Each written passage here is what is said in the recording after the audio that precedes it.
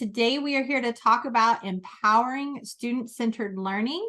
And one of the reasons that we wanted to talk about this call is we talk a lot about teacher clarity, and part of the shift as you're thinking about personalized or competency-based learning is also empowering students in that journey.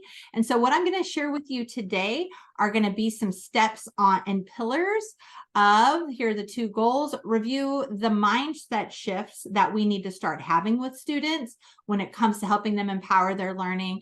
And then I just want to cover a few ways on how we can begin to communicate student clarity. So I know Roland Barthes has a quote, how teacher learning precedes student learning.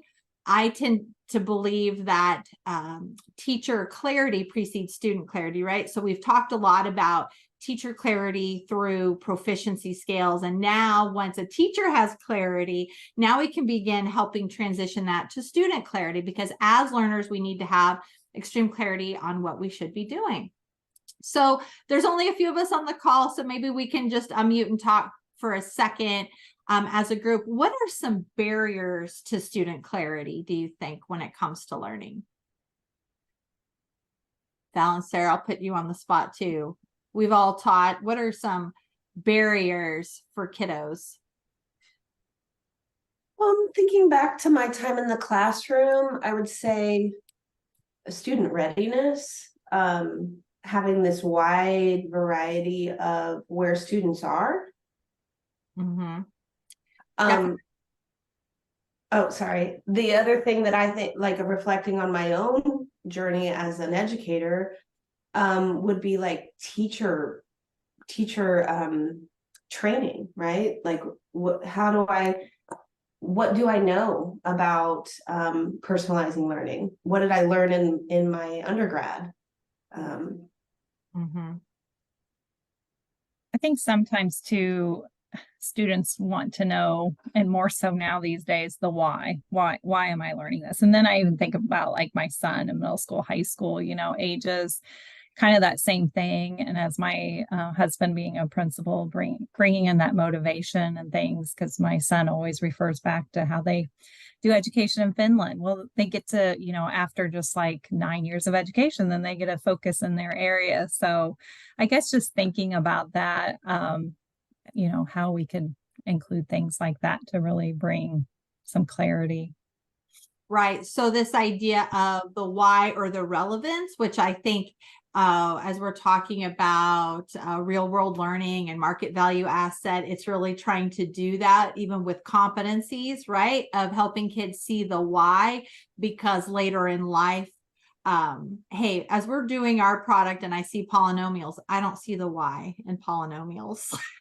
I mean, honestly, right? But if you're going to be a chemist or you're going to be certain things, that might help pull kids in of, okay, this is a foundational. So helping them connect the relevance to learning, definitely. And an example I'll use when we talk about barriers to student learning, I'll never forget my second year instructional coaching. We were going in and doing walkthroughs, and kids were doing a science project, this thing with leaves. And I stopped and asked a kiddo, hey, why are you doing this? And he looked at me and he goes, I don't know, she's really into this right now. And it was so funny. But yet that was a big moment for me of, that's a lot of kids. They look at the teacher in the room and they're like, here they go. They're really into this thing. So they're dragging me along with them. And so that's one of the barriers in the shift when we talk about student clarity, of creating the relevance, creating the why, making sure they know up front why we're doing it. And Val, I think you bring in a good point that I hope I'll try to hit during the call too, is not only do we want to make it clear for kids, but where am I on the continuum of that? And so again, we're going to see teacher clarity comes in with student clarity. A teacher has to have clarity to communicate that to a student. And also, like you said, students may not know why they're doing it, but just as simple as, what are we doing? Because as an instructional coach, I'd go into a classroom and ask a student, what are you guys working on? I don't know.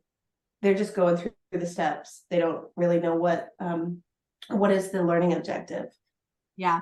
And so simple things, which are making me think I didn't put on here, but I know even worked for me as a teacher, is putting the target in I can language, and before starting a lesson, say, today we're going to work on this. Look, so, and part of it was like, if somebody walks into this room, I need you to know why you're doing this activity, because we're working on the short A. It's not because I want you to have fun with a highlighter in words today. It's because we're highlighting short A. So that clarity, again, for student and teacher, the what we're doing, the why we're doing it, is all very important. And those are common barriers. So sometimes there's a few things that we can do, and we're going to talk about just the research behind here. This is Hattie's effect size wheel, and just showing, one of the biggest things that has the biggest effect size is collective teacher efficacy, which our company is trying to do, right? Help teachers feel like they have what they need and that we work together, we can do it. There's teacher clarity, is really important. And then we've got student clarity that has, I'm trying to find where it is on the wheel. But feedback is huge. All the things up here in this top, self-reported grades is part of that. All the things we're talking about here have the highest effect size. So they're really important, but then how do we do it? And it's not, we'll get there in a year process, right? It's laying the groundwork and making small shifts, but this is just the research that supports clarity of why we're talking about it today. So, overall, again, this is why we're doing the work we're doing. Is you have to really have clear, this says priority standards, but even competencies, right? That you have a clear idea of what are these academic and personal competencies that kids need to do, have those paced out. Then we need to have the second part of teachers need clarity, whether they're academic competencies or there's competencies like note taking or resilience.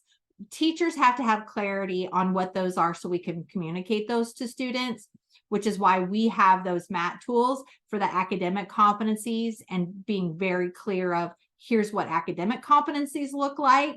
And now we're getting to the fact, once we have the system of pacing those, having clarity of what they are, now we're ready to start getting into student clarity and giving them agency in their learning. So I'm going to go through this little activity, and there's not very many of us on the call, so we're going to be bold and guess. You can put it in chat, Val, if you wouldn't mind monitoring that for me.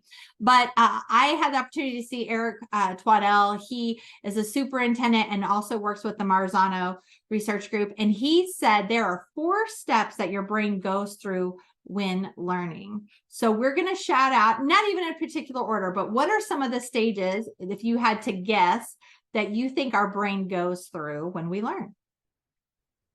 Who wants to be brave?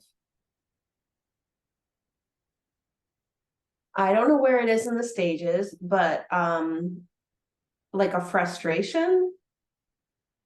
That is part of learning, and kids probably don't realize that, right? What do they think as soon as they get frustrated? I can't do this. And I'm not smart enough.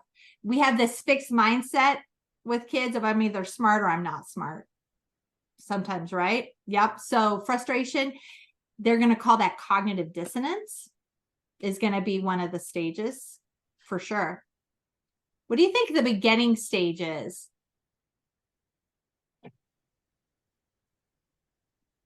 This may not be right, but again, I'm taking a risk here, right? I love it. I'm trying to make connections to what you already know.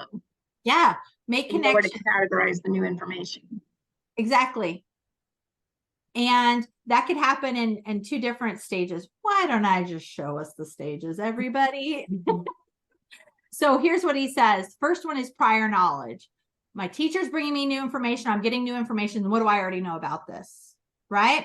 Then we experience it. Here's the new learning. I might be doing an activity with it. I might be cutting things up. I'm first grade, so we always cut and glue things, right? That we're experiencing it. Then stage 3, Val, is what you talk about. Now I hit this point where I'm having cognitive dissonance of, oh my gosh, I thought this about the world, like the world was flat. Now I'm getting all this data and I'm seeing the world is round. I have this big cognitive dissonance. And Jennifer, I feel like what you said could be in 1 or 4, right? We start with what do I know, but now we go into 4 of, now that I've had this dissonance moment, now I have to make sense of my paradigm has been shifted. So now that I know the world is round, what does that mean for me and how? Does that make sense? And what Dr. Twaddell said is, in American schools, where do we think we spend most of our time? In the 1 and 2. We're really good about, what do you think you know? Experience it. What do you think you know? Experience it. But he said we drop off in the 3 and 4 in giving kids time to have that cognitive dissonance. And I think the why behind that could be sometimes it's uncomfortable for a teacher if they're not confident in their content. I don't want you to do that. I want you just to experience it so I can move on. It takes more time. Or there's the student barrier of, I just shut down because this is too hard. Other thoughts of why you think we get stuck in the 1 or 2? This is like Nottingham's learning pit. Exactly. What do you talk about, Valerie? You're jumping. Oh, good. Yeah, I did a lot of this in my previous district. So, and I presented a few places too, but yeah, this is all like spot on with like getting there and like learner dispositions and trying to understand like perseverance and all those things, and teaching students like what perseverance is and what is problem solving and what are all those learning skills that we expect students to have, but they don't have them always. And so what I love, and Valerie, I wish now you're going to change my slides because I need to add more learning dispositions, but those are some of the competencies, right? That we need to be specific in teaching is what does perseverance look like? What does problem solving look like? When we talk about portraits of a graduate and what kids need, those are some of the competencies we can't take for granted. We have to explicitly teach kids what it looks like, sounds like. So that's exactly why I put this here. Is I think the first step is let teachers have clarity of, this is the learning cycle. You don't get to true learning until you get to 3. And then you remake and you synthesize really in 4. And if we're just stopping in 1 and 2, we're not getting to real learning and sticking it in to your long-term memory. We're just doing a lot of short-term memory stuff. So this is kind of some foundational background to go behind it. And look, you beat me to the next slide. So this is Nottingham's learning pit. So this is a nice visual of then how do we communicate? It's a mindset shift for kids. Right. I have the type A oldest son who, is the hardest to teach because everything has to be perfection and we fear failure. So all the time as a parent, I'm having to coach him. Failing is part of learning. Now, I'm glad you failed because now what have you learned from it, right? We really have to shift kids' mindset, and this is part of learning. You have to fail. It has to be hard. It is hard for everyone. Not at all in different things, but I've given a challenge. This is harder than I thought. You're going to hit a pit where you just don't get it. That's part of it, but you're going to wait a second. You're going to start climbing out of that pit until you finally get it. But I really like Nottingham's visual here, and it's got his website there if you wanted to check out more later. But having this clear visual and mindset of this is part of perseverance, but it's just understanding what learning is. So some of you on the call might have already used some of these things, thoughts about if you've used this type of thing with kids, or ideas of how we could help teachers start making this shift. I think in elementary, a lot of the teachers have started the power of yet. I've seen that a lot. So I feel like that's kind of an elementary version of it. Yeah, and that's what I use with my kids. I can't do it. I'm like, you can't do it yet. Adding that yet on the end is part of it. But I do think there's something to the power of explicitness of having charts like this. Valerie, I think you were at Liberty, and I know I've seen this in Liberty School. They even have a poster in all of the rooms for the kids in one of the buildings I had talked to really help visualize this is part of learning. And we have to understand that to help build that resilience. We actually would have the students create their own models. Our classrooms create their own models when they're like modeling through it. That's really powerful because you're not only having to change students, but we don't as educators, we don't like to see kids struggle. I know it's very I think exactly. It's uncomfortable. Rescue. I love that idea of student models So really what you're hitting too, it's not just a student mindset shift, it's a mindset shift for teachers and understanding it's going to be uncomfortable. But I love that idea of student models as well. So that's part of it, right? It's just this idea of a mindset shift. You know, they always said when our kids took the NAEP assessment, what was different about American kids in other countries is after about 30 seconds, our kids would give up and say, I just don't know it. Where other countries, sometimes they had more resilience. And that's really what we're trying to do here is don't give up, leave it, come back. That's part of it. I wonder how much of that is part of like a product of the way that the education is set up, right? So if you're asking your students a question that there's one correct answer to, and a child doesn't know, then they're just going to give up. But if it's more open-ended, multiple correct responses, it helps to build this idea of I do have something to contribute. I do have, you know. Well, that's a great point. And that's kind of like when we grew up, the traditional model of school, right? This is how you do it. Here's the one way. And when you think about number talks and some of that's the power of those is we're hearing different ways and resonating which strategies, how did you solve it? There are multiple ways.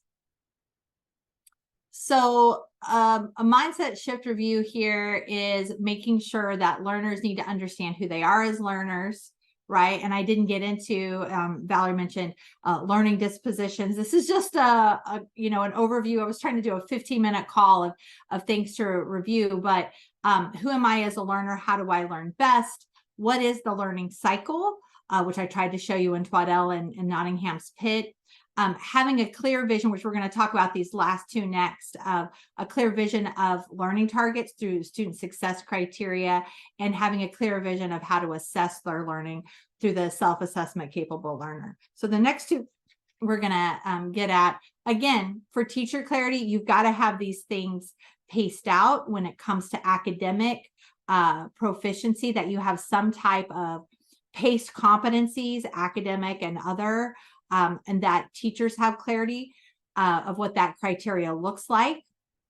And so those are just examples of how you could pace prioritize your standards, but you can't make student success criteria over everything, right? So you've got to choose those big pillars that you really want to focus on academically with kids. And it would be our recommendation for priority standards, especially ones that you see run all the way across. Those would be the ones that we'd spend more time and do this. So how do we create a criteria? Kids need to even understand the learning progressions, how to unwrap the standards, how to show kids the target, and then identify what does it look like to be successful? So here's a typical, I just chose the third grade standards for drawing conclusions and supporting with textual evidence, right? That's something kids always struggle with. So when we talk about the learning progression, I don't know if I would show a vertical progression to kids, but I think on the back end for teachers, it's really important. We see up here the third grade, but understanding how the standards build and how that learning progresses in general, I think is important on a teacher's side.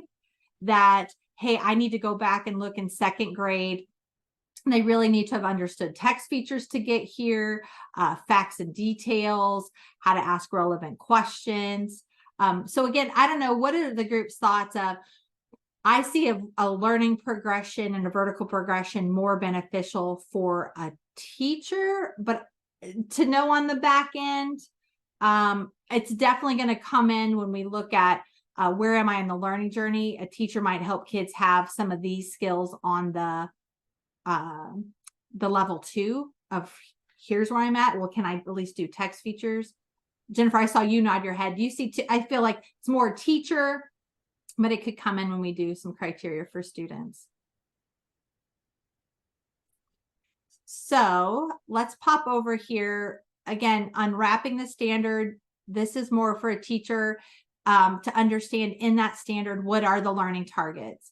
Again, teacher work, because we have to know before meeting with students, and I'm going to talk about making an anchor chart of student success criteria.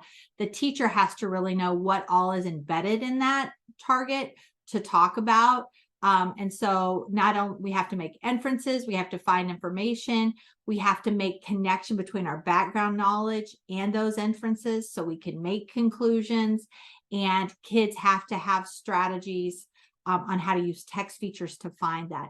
If you unwrap that, this is what teachers would find. And I apologize, this is blurry, but I wanted a picture of an actual anchor chart.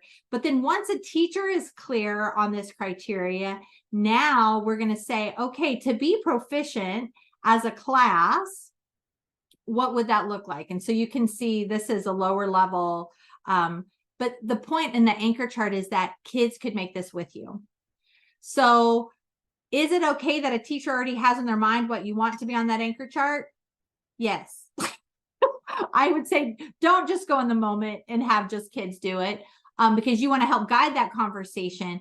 But the power of making these charts with kids is what? I have a lot of people even use our tool that say, hey, can we blow up your anchor charts? That defeats the purpose of an anchor chart.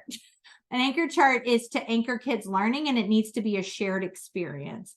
And so while you might have the criteria here or in our book, we want to work with kids of, all right, we're really working on inferring in this poster an author's message and use evidence. So what is that? What would be, or how do we know if we had really hit the mark? And kids help come up with that level 3.0 with the teacher. And I like how even this particular poster shows some visual clues. But does this make sense? Like you're coming up with a class of the clarity of what is this going to look like, sound like, that I know I am successful. Would you, when you put your success criteria together with kids so that kids can see the progression, would you put this in a progressive order? I would. And that's what I'm going to show. One of the things with our tools, I think that this is the first step, is like brainstorming with the kids. Here's our target. What are level 3?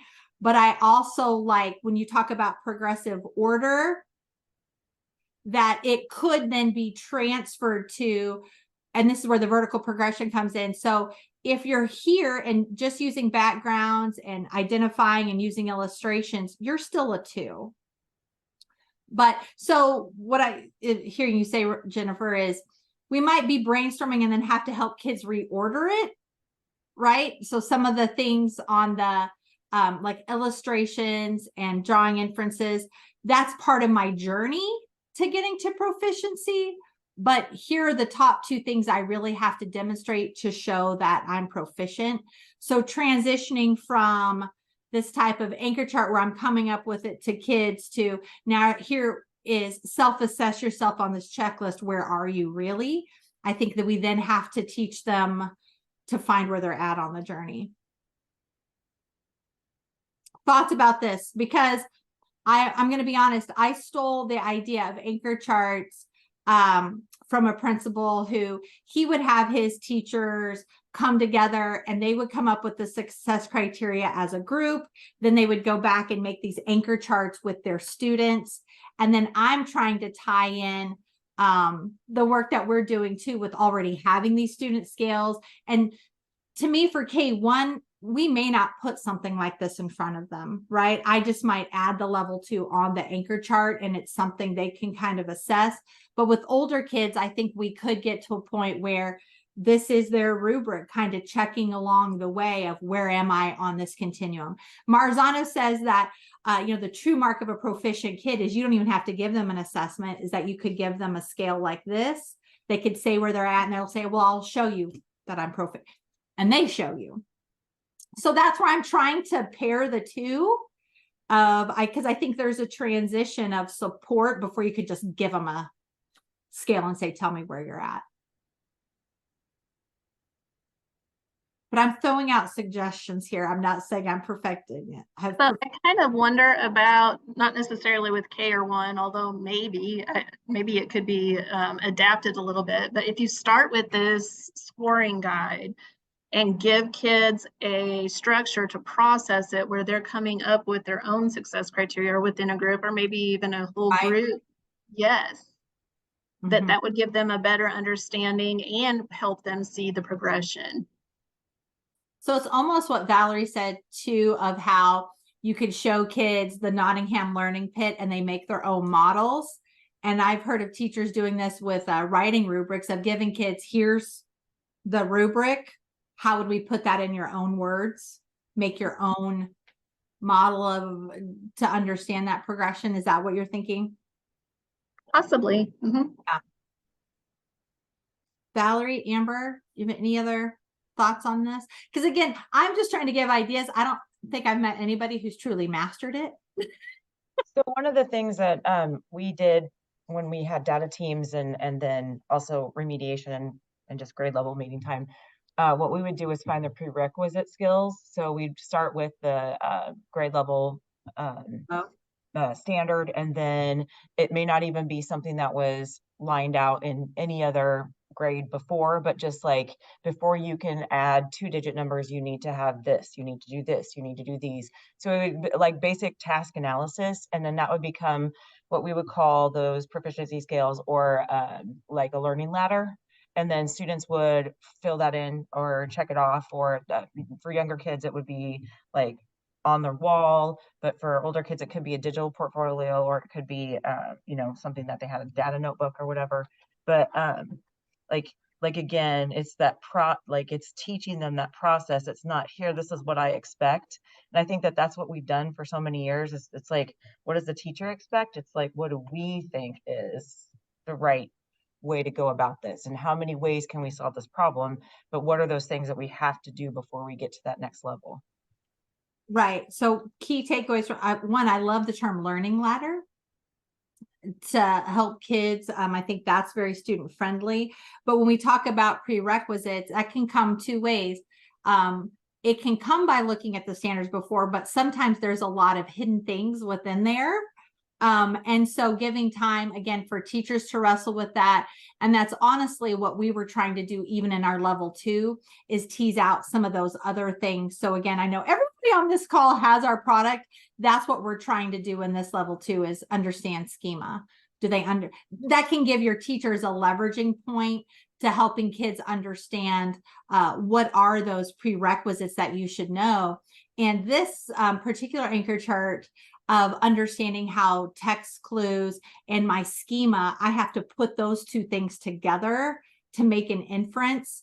You know, that's from data teaming with teams too. So I think there's a balance, exactly, data team meetings and giving teachers time. But you can definitely leverage these tools if you have them as well. That was the point of the level 2. But we have to help kids understand, I love it, the learning ladder, and then producing evidence, right? What is your evidence? Again, Marzano saying, rather than just being an assessment, ask the kids, well, show me evidence that you can put inferences together from drawing a conclusion, and leaving that a lot more open-ended, not just the assessment my teacher gave me, which I think becomes the big dichotomy as we're learning more about competency-based learning. It's going to forever change assessment. It's not always just going to be paper pencil. They should be able to show us in multiple ways. So that's why I had those in there. I forgot why I added this. I think it's just showing, you know, when you're thinking about what do I do student success criteria over, I don't think it can be every single proficiency or every single priority standard. I think it's still too much. So even prioritizing the priorities of what are the big rocks that throughout that I'm really going to do this process in. Bella, you might have had more experience with this in your district too, of how they decided which standards do we make students go through this process, because it can't be everyone. Yeah, we used a lot of data to help in that too. Like, so it wasn't the same every year, which is hard, but there's always those certain things that show that, oh, that needs to be an area of focus. But yeah, you can't do it for everything every year, but we would choose one grade level, one area, so one standard to just kind of track and go through, and then really focus on. And then sometimes it varied. Another classroom would do like a secondary type of situation because that's what they needed. So I hear data and teacher choice, and foundational skills. I mean, there's always things like reading foundations, right? Or things that we know, number sense, place value, that give us bang for our buck. but then you're really building a toolkit for teachers. Again, I just think it's inexplicably connected of the teacher clarity and the student clarity, which I'll admit as a teacher, I did not have. I was guessing a lot. So it helps on both ends. So in conclusion, teacher clarity before student clarity. And thank you on the call for just giving ideas during data team meetings and giving time to wrestle with, even prerequisites. But success criteria is critical. And whether you give kids the checklist and show them that learning ladder with it, or you come up with the anchor chart, we were trying to show different ways to do that. But just beginning to empower learning is powerful. So again, this call isn't the end all be all, but I was just trying to give a few nuggets as people are exploring of mindset shifts. If you're watching the call and you've not done anything exposing to the learning pit and understanding the stages of learning is a great start. And I think what's to come based on the things I'm learning from this call today would be more of those student dispositions and how do we dive into more of that. But the goal of this one was just to give you a bit of an overview. And so any questions? I hope it was just some nuggets. I know I learned a lot from the two of you on the call. So thank you, or three of you on the call. I'm not counting my own team. I didn't learn anything from you guys. Just kidding. Upcoming, we have reinforcing positive behavior. Amber, who's on the call, is going to do that. And we have some Jocelyn Sand. Everybody loves him, so. I say sarcastically, but we've got Jocelyn Strand coming in. If you do have some specific questions or updates, she'll be here to do that. And our science book is coming out. Man, that's been a doozy to help teachers understand the three-dimensional science. So Jennifer, that is available digitally. K through 5, we will have digital 6 through 12 painstakingly by February. Our goal is that we will have everything digital by June and everything hard copy by July. So we're finishing up with social studies and science, but we're going to have one of our members come on, or colleagues come on and talk about our science book and show you how we've tried to help teachers get clarity of the three-dimensional standards, because that's where we're going with that, the disciplinary core ideas and cross-cutting concepts. And then we have Chrissy and Lisa coming in to do some DESE updates on social emotional learning and coming up as well. So thank you. I feel like I gained more from a couple of you on the call, but hopefully you got a few nuggets from there and some things you could steal and possibly use from staff.